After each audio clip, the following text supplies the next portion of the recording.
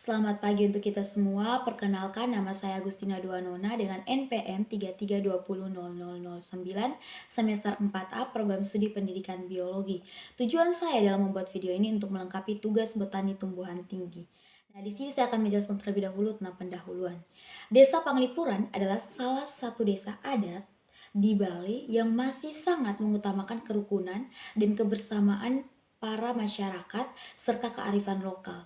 Nah, desa ini berlokasi di Kelurahan Kubu, Kecamatan Bangli, Kabupaten Bangli. Desa ini juga telah dianugerahi penghargaan Kalpataru dikarenakan kelestarian lingkungan alam yang sangat terjaga dengan baik dan penuh dengan keindahan. Tanaman di Desa Panglipuran sangat beragam jenisnya.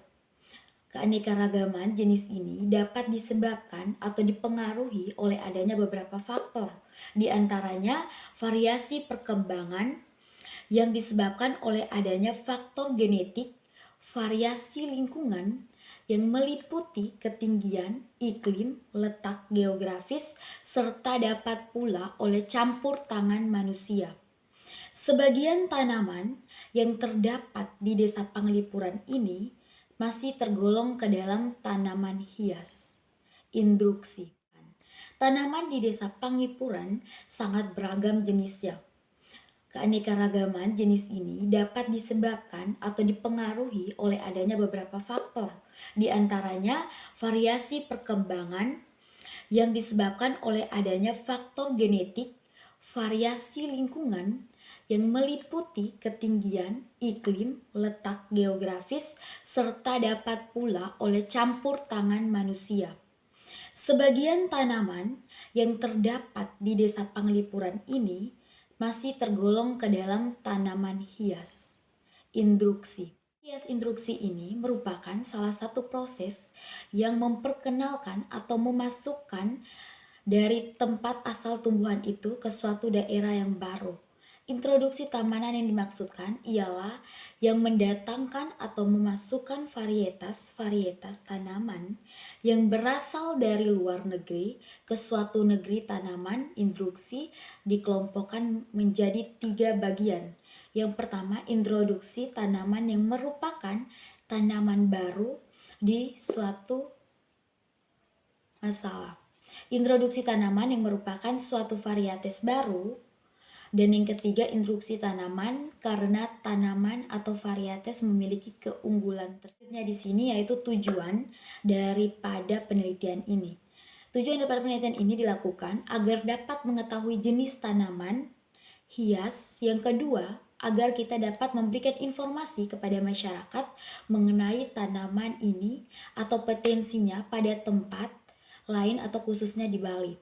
Nah, manfaatnya untuk menahan nilai estetika dan kecantikan pada suatu tempat yang menarik. Dua, sebagai tanaman upacara, sehingga banyak masyarakat yang masih sangat melestarikan tanaman ini. Nah, baik, selanjutnya di sini akan masuk pada pembahasan.